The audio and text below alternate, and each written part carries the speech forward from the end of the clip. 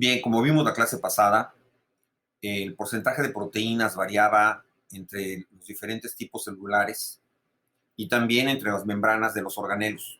En el caso del núcleo tenemos una gran abundancia de proteínas en la membrana nuclear que constituyen a las nucleoporinas, estos poros por donde pueden pasar aquellas proteínas que tienen péptidos señales nucleares. Mientras que en el caso de la mitocondria vamos a tener una diferencia entre la membrana interna y la externa, debido a que en la externa hay todo un complejo de importación que se llama TIM-TOM, que se encarga de importar proteínas nucleares para complementar el aparato sintético de la mitocondria. Y tenemos las proteínas de la membrana interna, que casi todas están dirigidas a la cadena respiratoria.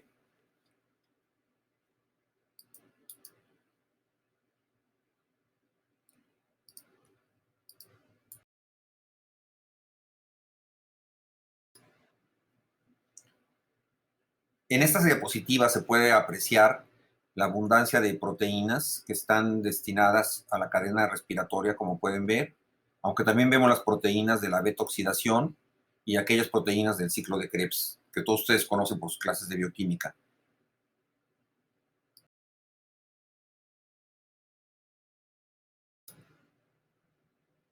Aquí se puede apreciar cómo tenemos este complejo TIM-TOM, que está constituido por 1500 proteínas. Entonces son muchísimas las proteínas que están ahí. Por otra parte, de su lado derecho podemos ver proteínas que tienen que ver con la autofagia y la mitofagia. Y vamos a poder también apreciar canales de membrana para el transporte de metabolitos.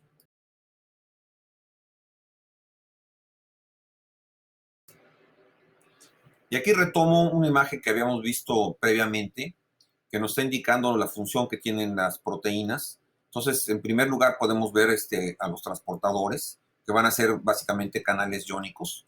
Luego tenemos las enzimas, que les decía yo que están en la cara interna de la membrana, es donde más actividad tienen. Tenemos a los receptores de superficie de membrana. Estos van a tener interacción con hormonas y citocinas y otras proteínas señalizadoras en el exterior de la membrana y van a poder comunicarse con el interior. Porque algunos atraviesan completamente la membrana, otros no, pero se comunican con otras proteínas que están en la membrana. Luego tenemos, por otra parte, a las glicoproteínas que van a servir para poder identificarse con otras células. Tenemos también a las proteínas de unión de célula a célula. Y finalmente tenemos a las proteínas que van a permitir la unión con el citoesqueleto.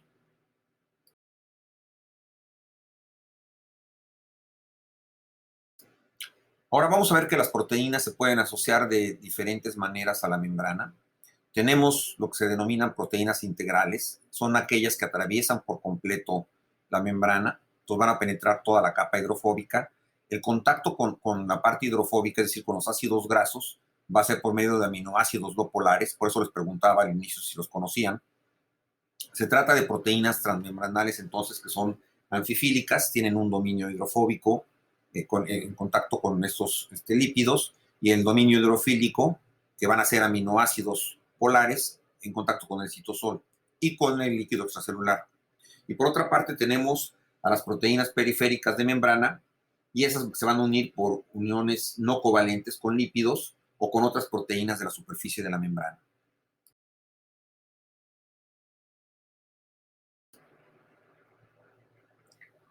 En esta diapositiva se pueden apreciar las proteínas NUCs, que son las que constituyen a las nucleoporinas. Podemos ver una región que se llama SPOC, que es una región móvil y que es la región que se encarga de detectar aquellas proteínas que tienen un péptido señal nuclear, que es su permiso de importación. Si estas proteínas son reconocidas por el SPOC, entonces una proteína de dentro del núcleo que se llama importina va a salir a unirse con esta proteína para poderla incorporar. Tiene que pasar este filtro que ven en medio y luego pasa por esa parte que se llama canasta.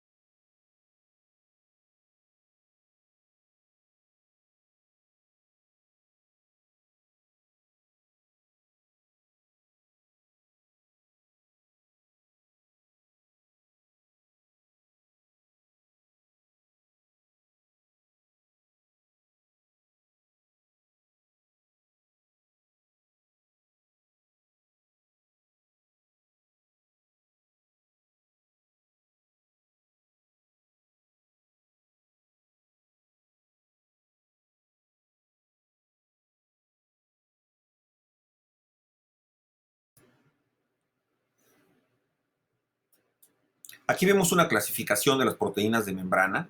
Podemos ver del lado izquierdo cómo se clasifican en proteínas estructurales, y aquí van a destacar las proteínas integrales, es decir, aquellas que atraviesan completamente la membrana, y las proteínas periféricas, que son las que están solamente de un lado de la membrana. Por otra parte, en el lado derecho podemos ver la función de las proteínas, y aquí se van a dividir en proteínas transportadoras de membrana. Tenemos las proteínas acarreadoras, que van a cambiar de forma. Tenemos los canales proteicos, que van a estar formados básicamente por estructuras beta barril, que veremos más adelante.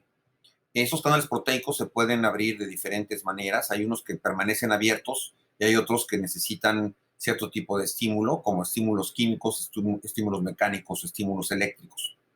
Tenemos a las proteínas estructurales, que se encuentran en las uniones celulares y las proteínas de citoesqueleto. Y luego tenemos las enzimas, que están en la membrana. Básicamente se encuentran todas en la membrana interna, y que van a ser partícipes muy activos en el metabolismo. Al mismo tiempo van a convertir a los nucleótidos, y por eso van a participar en la transferencia de señales. Y tenemos a los receptores de membrana, los cuales se van a encontrar en la parte externa de la membrana. Van a tener comunicación por medio de otras proteínas con el interior de la membrana, y esto va a generar señalización por una parte, pero también va a permitir la endocitosis mediada por receptores.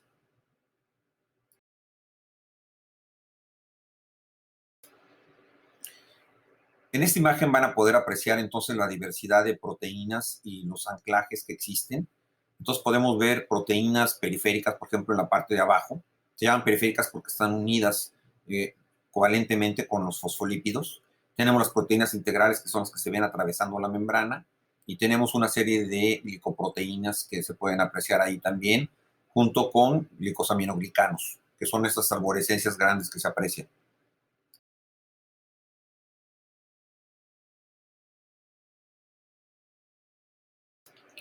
Ahora, esa es una parte muy importante, es la manera en que van a interactuar las proteínas con los lípidos, cómo es que se van a unir. Entonces vamos a ver que existen proteínas intrínsecas, así se denomina, porque tienen una interacción directa con los lípidos de la bicapa, como pueden ver en la imagen de la izquierda. Entonces, algunas van a tener un anclaje lipídico, que los vamos a ver a continuación, otras van a ser integrales por completo. Y tenemos a las proteínas extrínsecas. Esto quiere decir que son proteínas que están unidas a otras proteínas que ya están ancladas en la membrana.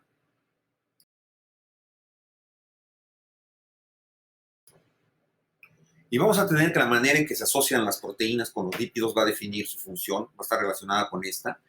Y solamente las proteínas transmembranales van a poder funcionar en ambos lados de la bicapa. Dentro de estas tenemos, por ejemplo, los receptores tirosino-quinasa, que son receptores anabólicos, que ya veremos más adelante, como el receptor de la hormona de crecimiento, el receptor de la insulina, etc. Tenemos a los canales iónicos, que atraviesan por completo la membrana. Y tenemos a aquellas proteínas integrales que necesariamente tienen que ser así, porque van a tener mucha resistencia para poder soportar a los proteoglicanos, que son estructuras sumamente grandes. Ahora, las proteínas se van a unir de manera covalente a la monocapa externa y en ocasiones a la monocapa interna, básicamente por 4 modificaciones. La primera es la miristoilación. La miristoilación, ¿en qué consiste? La miristoilación consiste en agregar ácido mirístico al grupo amino terminal. Básicamente va a ser sobre una glicina durante la síntesis ribosómica. Y aquí intervienen todos los miembros de la familia SRC, que son proteínas citoplasmáticas que están relacionadas con los receptores tirosino-quinasa. Es decir, son proteínas que tienen actividad tirosino-quinasa sin ser receptores.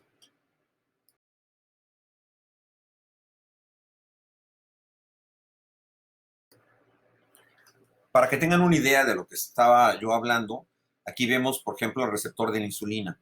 Tiene 2 monómeros, que son esas unidades alfa y beta que se ven en la parte superior. Se van a unir con las moléculas de insulina, y como pueden ver, atraviesan por completo la membrana.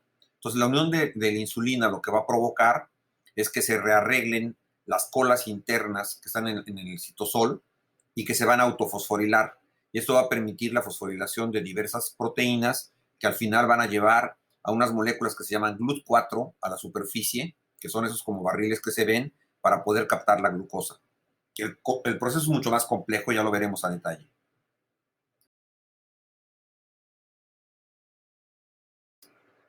Los otros tipos de anclaje son la isoprenilación.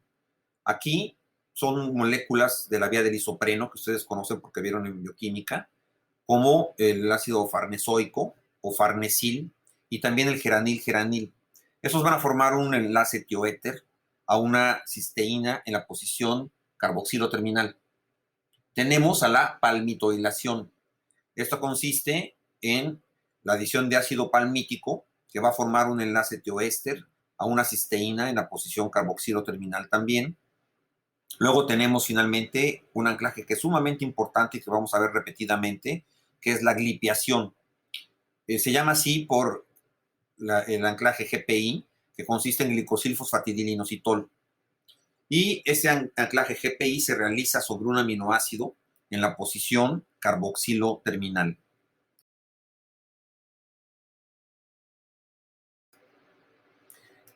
En la presente figura podemos ver entonces del lado izquierdo cómo se realizan este tipo de anclajes, y lo primero que vemos es la miristoilación, que como les había mencionado, entonces es ácido mirístico que se ancla a la glicina. Y tenemos del lado derecho una isoprenilación que está formando una unión tioéster directamente con el farnesil.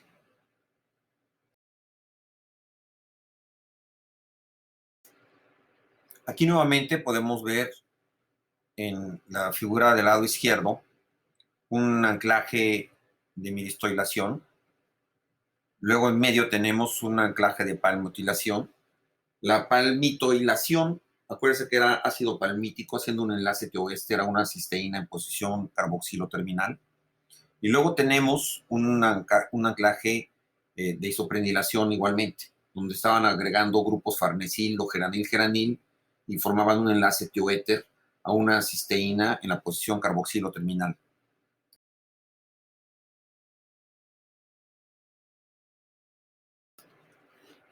Y ese es el famoso anclaje GPI, como lo pueden ver, está una proteína unida a la membrana externa, y la manera en que se está uniendo la proteína es uniéndose a etanolamina, que está unida a un fosfato, a 3 grupos de manosa, y a fosfatidilinositol, que está directamente unido a la membrana.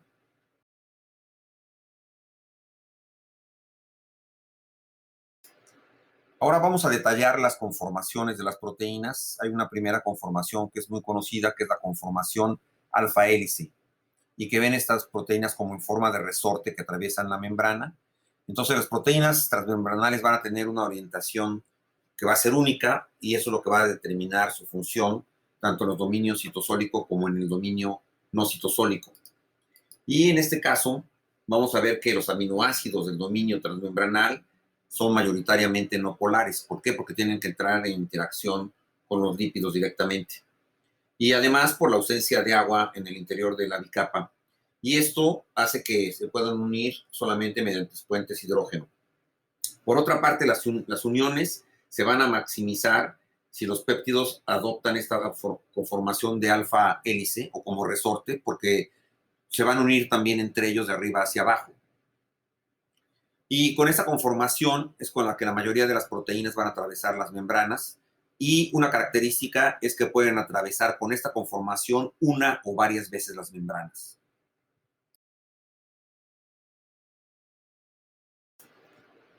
En esta figura se pueden apreciar proteínas alfa hélice con los extremos polares hacia el exterior de la célula, y por otra parte se pueden apreciar también extremos polares en el interior, mientras que vamos a tener estas regiones no polares que están asociadas a los ácidos grasos.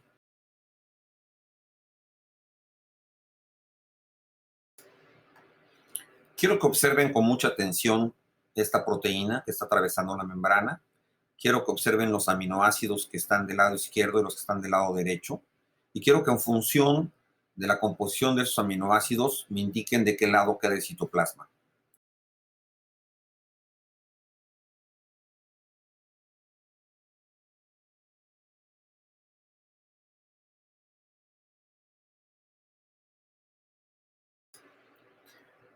Cuando adoptan esta conformación alfa hélice las proteínas y están recién sintetizadas, podemos apreciar del lado izquierdo que primero están separadas y luego van a tender a unirse. El propósito de que se unan es que muchas veces van a funcionar como receptores.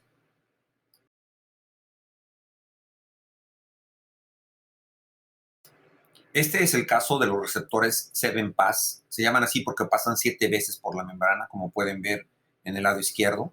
Y luego quiero que vean cómo se agrupan en el lado derecho. Este es, por ejemplo, el receptor de la insulina. Y cómo se van a agrupar, aquí lo estamos viendo de arriba hacia abajo, en la figura que está abajo, para que vean cómo tienen que encajar perfectamente a cierta altura entre estas estructuras alfa hélice.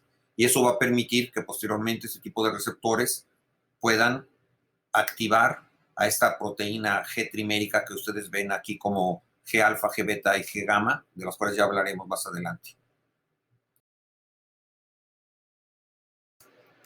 Y así tenemos otro tipo de proteínas que tienen un gran número de pasos por la membrana. Por ejemplo, es el caso de los GLUT. Los GLUT son moléculas que permiten el paso de la glucosa en diferentes tejidos y estos tienen 12 alfa hélices.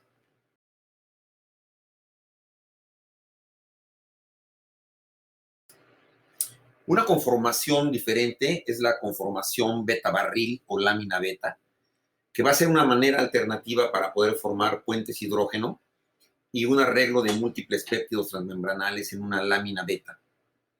Y ese es el caso muy particular de las porinas.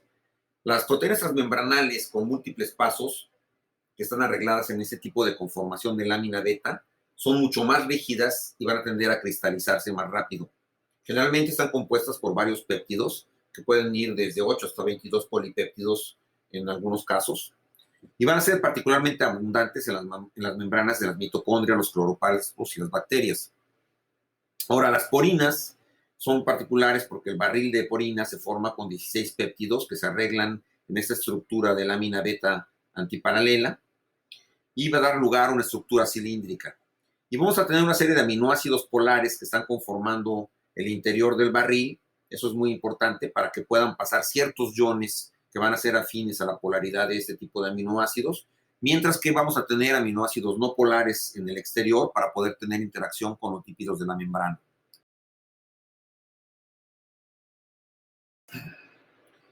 Así, en el caso de las porinas, algunos extremos de las cadenas polipeptídicas se van a estar proyectando hacia el interior de la estructura beta barril para hacer más estrecho el canal y solamente permitir que pasen ciertos solutos. Así vamos a tener que algunas porinas van a ser sumamente selectivas, por ejemplo, la maltoporina, que únicamente va a permitir pasar maltosa o ciertos oligómeros de maltosa. También tenemos, por ejemplo, la FEPA, que solamente puede transportar hierro. Y vamos a ver que no todos los ensambles de beta lámina van a servir para transportar moléculas.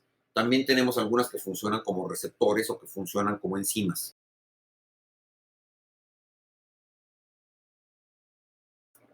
Y aquí hay unos ejemplos clásicos de láminas beta barril. Vean cómo tienen múltiples péptidos que están arreglados de manera antiparalela. Hay unas que son más grandes que otras, todas tienen diferente función. La primera es un receptor para un virus de la bacteria E. coli. Tenemos una lipasa bacteriana a continuación, que son las que catalizan la reacción y que están en rojo. Tenemos una porina bacteriana, que es la de Rhodobacter capsulatus. Esto hace que funcione con luz. Y tenemos, en el cuarto lugar, una transportadora de iones de E. coli.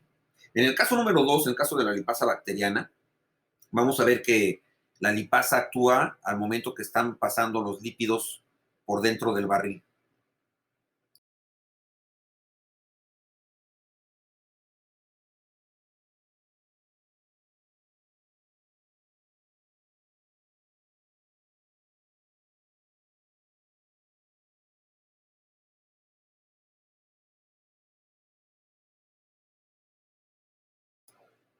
Bueno, si contestaron bien, se van a dar cuenta que la primera es una alfa hélice, la segunda son múltiples alfa hélices, la tercera es una beta barril, la cuarta es una alfa hélice anfifílica que está anclada a la capa hidrofóbica de la monocapa citosólica.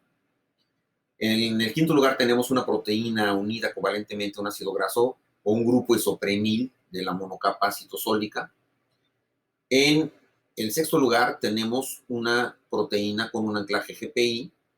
En el séptimo y en el octavo tenemos entonces proteínas unidas a la bicapa por interacciones no covalentes a otras proteínas de la membrana y que estarían consideradas, como saben ustedes, como proteínas extrínsecas.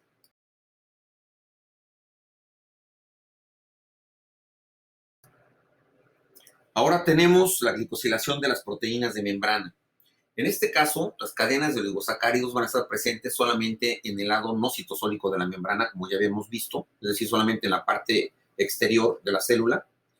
¿Por qué? Porque el ambiente reductor del citosol no va a favorecer la formación de puentes disulfuro inter e intrapeptídicos. Entonces, prácticamente todas las proteínas de membrana van a estar glicosiladas.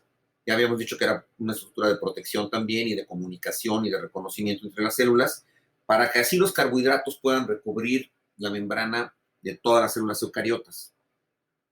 Tenemos entre los principales carbohidratos a glicoproteínas, glicolípidos y sobre todo proteoglicanos. Entonces vamos a tener largas cadenas de carbohidratos unidas covalentemente a proteínas que forman parte de la matriz extracelular.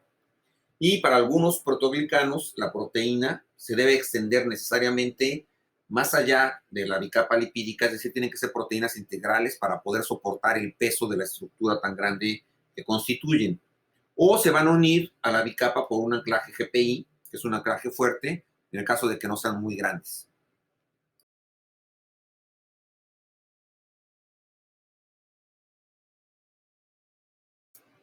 En esta figura entonces podemos apreciar una gran cantidad de glicoproteínas que están atravesando la membrana y algo que vale la pena señalar, en la figura de la derecha lo pueden ver, cómo el ambiente reductor del citosol en la parte de abajo no permite la constitución de puentes de sulfuro, por lo tanto no permite tampoco el soporte de estructuras complejas, lo que sí pasa en la parte externa de la célula. Como pueden ver, hay varios puentes de sulfuro para este tipo de proteínas. ¿Por qué? Porque tienen que tener una estructura muy compleja para poder soportar el peso de los oligosacáridos.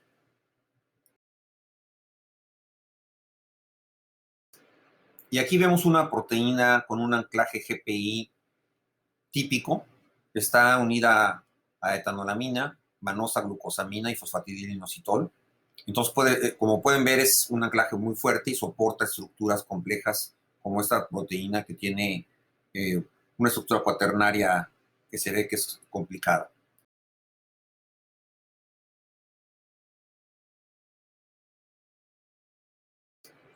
En esta figura podemos apreciar en la parte de la izquierda a un glipicano. Los glipicanos toman este nombre porque están unidos por anclaje GPI directamente a la membrana, que es ese anclaje rojo que se ve ahí, y tienen unidos paransulfato. Como pueden ver, tienen puentes de sulfuro, y el propósito de que tengan la unión GPI, que si bien es fuerte, no es tan fuerte como las proteínas transmembranales, es porque a menudo va a ser cortado para que se libere el heparansulfato que tiene acciones fisiológicas que ya veremos después. En el lado de la derecha tenemos un sindecano. El sindecano es mucho más grande y tiene hasta 5 sitios de unión para glicosaminoglicanos. Entonces, va a tener en la parte superior un sitio de unión para heparansulfato, pero también puede tener uniones con condroitinsulfato y dermatansulfato.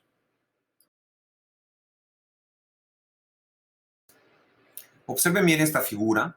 Vamos a ver que tenemos sindecanos que pueden tener unidos heparansulfato con sulfato, glipicanos que pueden tener unido al heparansulfato, y también tenemos perlecanos. Los perlecanos vamos a ver que tienen una unión diferente al GPI y una unión diferente al sindecano, y estos van a unir heparansulfato. Entonces, vean bien los enlaces porque a continuación van a tener que decir qué enlace tiene cada uno de estos glicosaminoglicanos.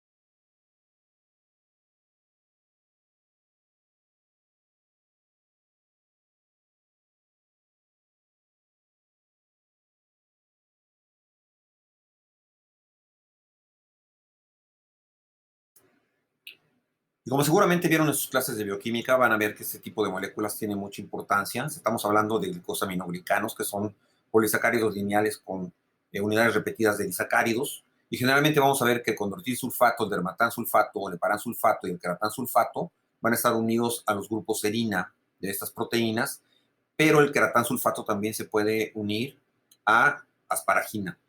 Y tienen una importancia grandísima, no solamente en el reconocimiento de célula a célula, sino que también pueden servir para regular señales de factores que son muy importantes, como WNT, que vamos a ver que está inmiscuido en las mitosis, factores de crecimiento, proteínas que son importantes para el desarrollo embriológico e inclusive virus.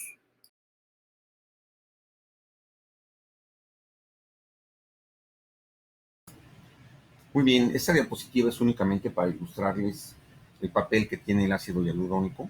Como ustedes saben perfectamente, el ácido hialurónico es un polisacárido de tipo glucosaminoglicano que está compuesto por disacáridos repetidos. Y en situaciones normales, es decir, en homeostasis, las células del estroma, que ustedes ven ahí en la base rojizas, empiezan a producir ácido hialurónico, que se ve como esas fibras azules que crecen y que se van a unir a los protoglicanos que ustedes ven en amarillo. En el proceso normal vamos a tener macrófagos que van a tener asociadas enzimas como YAL2 y YAL1 y estas van a empezar a digerir el ácido hialurónico controlando su crecimiento. Pero ¿qué pasa cuando una célula se empieza a dañar? Cuando se empieza a dañar la célula se va a ver comprometida la matriz extracelular, se va a volver susceptible a la fragmentación, de tal manera que empiezan a crearse depósitos de ácido hialurónico, sobre todo porque hay proteínas asociadas como TSG6 que se van a empezar a unir a la YAL2 y van a impedir su degradación. Y eso es únicamente para que acudan más macrófagos y que acudan neutrófilos y que de esta manera se empiece a regular el proceso inflamatorio.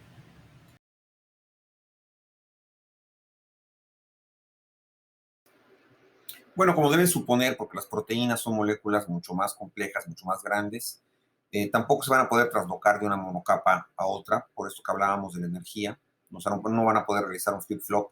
Y lo que hacen es que para moverse rotan en un eje perpendicular al plano de la bicapa, es lo que se conoce como difusión rotacional, así como está en la figura, y algunas proteínas se pueden mover lateralmente solamente, por difusión lateral.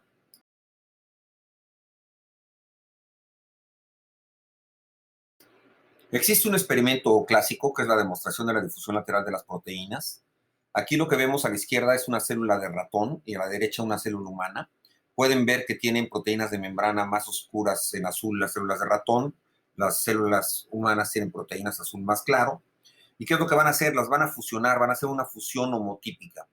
Esto lo hacen por medio de un proceso que se llama electrofusión y vamos a encontrar un heterocarión, es decir, una célula binucleada. Después van a utilizar un marcaje especial, van a utilizar fluoresceína, que está en verde, para las proteínas de ratón, y rodamina, que está en rojo para las proteínas humanas. Y después de un tiempo, se van a dar cuenta cómo se entremezclan las proteínas. Y esto indica que se movieron en la membrana.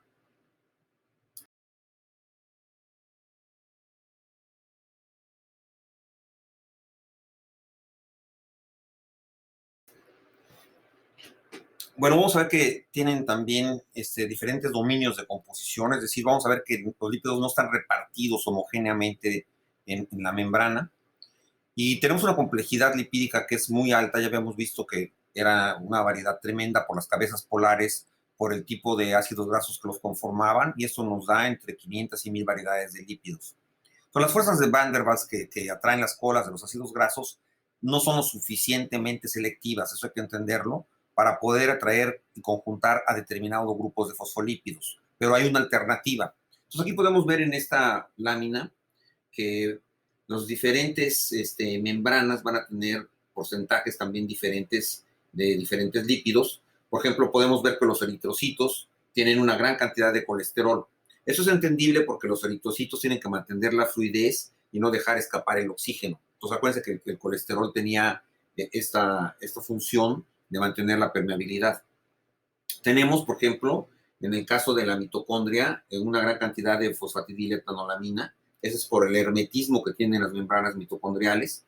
Y en el caso de las bacterias también hay mucha fosfatidiletonolamina, porque las bacterias tienen un papel para poder esparcir las cargas negativas de los que causan los fosfolípidos aniónicos. Y en bacterias como E. coli, por ejemplo, la fosfatidiletonolamina tiene un rol para soportar el transporte activo de las permeasas de lactosa, que permiten la entrada de lactosa a las bacterias y que juegan también un papel en el transporte de otras moléculas. Tenemos, por ejemplo, también la fosfatidilcolina, que es abundante en las membranas de las células hepáticas, de las mitocondrias y también en el retículo endoplasmático.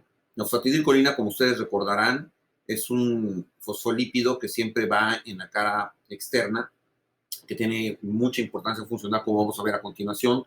La esfingomielina, por supuesto, va a ser importante, por ejemplo, en la mielina, también va a ser importante en los glóbulos rojos. Y tenemos que los glicolípidos, por ejemplo, van a destacar en el caso de la mielina porque pues, son glicolípidos que son importantes en las neuronas.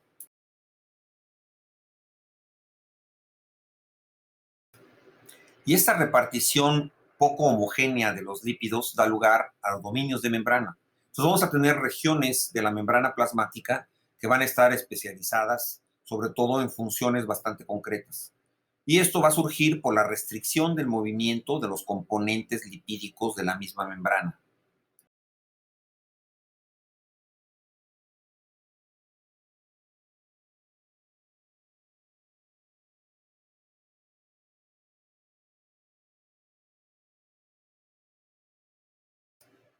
Entonces, ¿qué son las balsas lipídicas? Vamos a ver que ciertas mezclas de lípidos van a constituir parches temporales que son como islas flotantes y es a lo que se le denominan balsas lipídicas.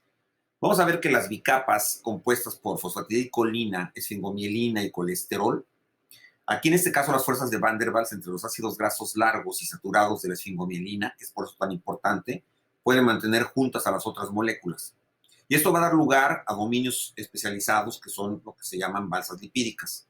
Van a tener de 3 a 5 veces más colesterol que el resto de las regiones vecinas y el colesterol va a ser la molécula de unión en las balsas. Entonces va a tener también cierta rigidez y van a ser más sólidos que los lípidos que están alrededor. Tienen 50% más de esfingomielina y el porcentaje de fosfatidilcolina baja para poder equilibrar la cantidad de colina con los lípidos del resto de la bicapa. Y, por supuesto, los ácidos grasos en este caso van a ser más saturados. Por eso también van a ser más rígidas las balsas.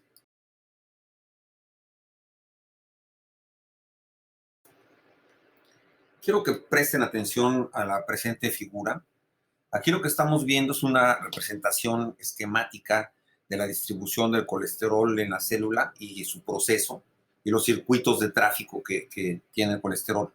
El colesterol primeramente se va a sintetizar en el retículo endoplasmático liso, que está denominado ER en su figura.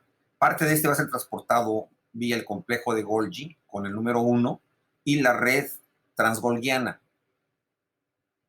Y eso lo va a llevar a la membrana plasmática, donde se va a distribuir ya sea en balsas, que están con el número 2, que están en rojo, o en esa parte de los lípidos que no forman balsas, que está de azul, que son dominios especializados. La mayor parte del colesterol, sin embargo, va a tomar un atajo del aparato de Golgi hacia la superficie celular, como lo pueden ver en el número 4. El colesterol se va a internalizar de la membrana plasmática por endocitosis, por medio de vesículas rodeadas de clatrina. Ya veremos más adelante qué es eso, que está con el número 5, o si no, por otras vías que incluyen la caveolación, que es el número 6. También son vesículas, pero son diferentes. Y vamos a tener que las balsas que se llegan a endocitar se van a encontrar y se van a reciclar en los endosomas. De los circuitos endocitóticos, el colesterol puede ser reciclado hacia la superficie, como ven en el número 7, o transportado de nuevo al retículo endoplasmático, como ven en el número 8. También existen rutas retrógradas del aparato de Golgi, con el número 9, que reciclan el colesterol a el retículo endoplasmático. Y puede también haber una ruta que involucre el transporte vía caveolas al retículo endoplasmático. Las caviolas se ha visto que internalizan también el virus de simio 40, que es el SD40, y este se lleva a un compartimento periférico de donde vienen las caveolas y el virus empaca en túbulos que lo van a mover hacia el retículo. Eso lo veremos más adelante. El colesterol va a ser endocitado en LDLs, es decir, en lipoproteínas, por medio de estas vesículas de clatrina, como ven en el número 10, y va a ser transportado y repartido en los endosomas. De aquí puede ser reciclado a la superficie, ya sea por una vía rápida, que es el número 12, o por un circuito más lento que implica el reciclamiento en los endosomas, como pueden ver en el 13 y en el 14. El colesterol va a ser transportado más tarde a estructuras endocitóticas, que son los endosomas tardíos, y los lisosomas, que se pueden fusionar, como pueden ver en el 16. Y aquí va a haber una selección y un reciclamiento en los endosomas tardíos que van a comunicar con las vías de exocitosis a nivel de el complejo transgonguiano, que se puede ver del número 17 al número 19. Y así va a haber un intercambio del colesterol entre las vías endocitóticas y exocitóticas. Y los ésteres de colesterol en las LDL se van a hidrolizar antes de ser liberados a los organelos por la vía endocitótica, pero el colesterol va a regresar al retículo endoplásmico y puede ser resterificado. Los ésteres de colesterol que se depositan en gotas, de donde el colesterol puede ser movilizado después por hidrólisis en el número 21, y el colesterol y sus ésteres también pueden ser intercambiados de manera directa con las lipoproteínas circulantes en la membrana plasmática. Las caviolas han sido implicadas en la toma de ésteres de colesterol también de las HDL, que son las lipoproteínas de alta densidad, y el colesterol libre puede ser tomado de las LDL. El colesterol puede ser liberado de las células por medio de dominios de balsas, como pueden ver en el 24, o de no balsas, como ven en el 24, o de dominios de balsas que ven en el 25. Y finalmente vamos a tener que esto implica también a las caviolas en el número 26, y en algunos casos esto puede involucrar también la toma endocitótica y la resecreción de lipoproteínas.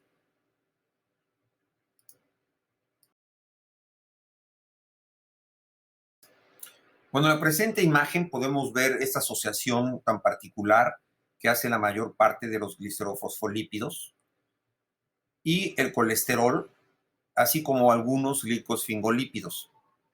Entonces tenemos esta geometría, ¿verdad? Que ustedes ven, permite que se conjunten y que formen cuerpos muy compactos de lípidos, que son los que se van a asociar para formar las balsas lipídicas.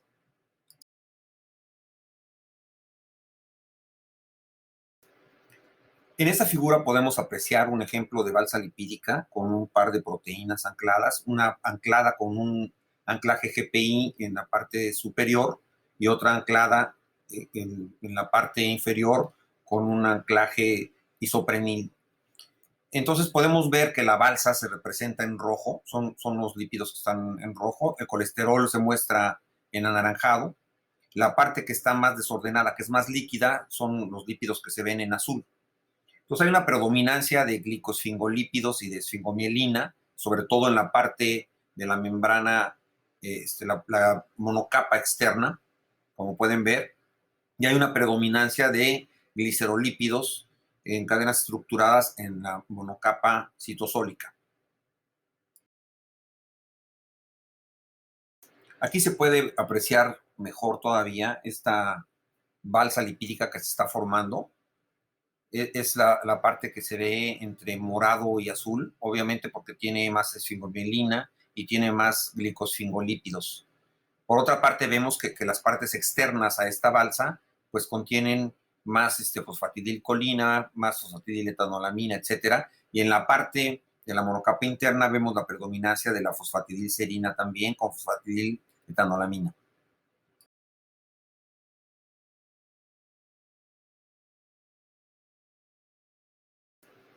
Para complementar las figuras anteriores, aquí nosotros podemos ver una balsa lipídica, cómo está constituida. En la parte A podemos ver entonces glicerofosfolípidos insaturados. En la parte B vamos a ver los esfingolípidos y el colesterol que están formando microdominios menos fluido, que son las balsas lipídicas propiamente, que es la parte B.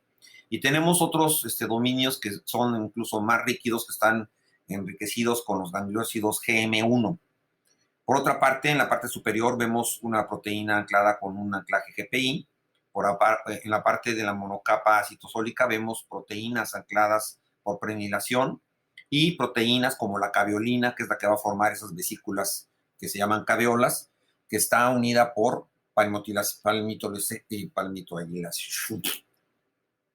palmitolación. Entonces podemos ver que este tipo de proteínas que tienen esos anclajes, bueno, están muy bien definidas, que se llaman caveolas y que están unidas por palmitolación.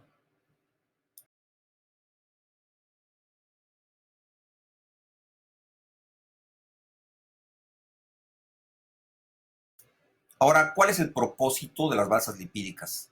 Aquí tenemos en rojo, por ejemplo, una balsa en la figura superior y podemos ver que el propósito principal es que tengamos una región más rígida para que se puedan anclar un gran número de proteínas. Por ejemplo, aquí estamos viendo la presentación de antígenos y la señalización río abajo.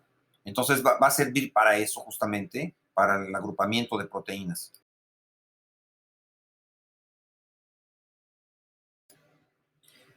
Entonces son importantes porque algunas regiones especializadas de la membrana, como las caveolas, que van a estar involucradas en endocitosis, van a estar enriquecidas en esfingolípidos y colesterol, y junto con las proteínas que las componen van a estabilizar a las balsas lipídicas. Y ya que los ácidos grasos de los esfingolípidos van a ser más largos que los de los otros lípidos de membrana, los dominios de las balsas van a entrar más fácilmente en contacto con las proteínas y eso permite que se estabilicen mutuamente. Entonces es muy importante esta agrupación con las proteínas. De otra manera, las proteínas andarían flotando por toda la membrana. Y así vamos a tener entonces que de manera muy importante las balsas lipídicas van a ayudar a organizar a las proteínas de membrana, las van a concentrar para su transporte en vesículas o únicamente para que trabajen de manera conjunta, aunque sea de manera temporal, como en la señalización.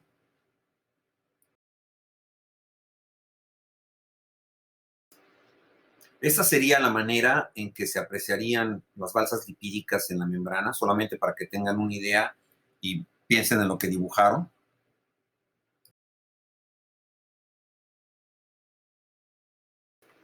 Y ahora pues ya podrán entender esta figura. Aquí vemos cómo fuera de las balsas lipídicas tenemos una proteína del lado citosólico que está unida por prenilación, mientras que tenemos que en las balsas lipídicas tenemos anclajes GPI, por ejemplo. Vamos a tener también en el conjunto de la balsa lipídica las caveolinas que van a formar las caveolas, estas vesículas de las que ya hemos estado hablando.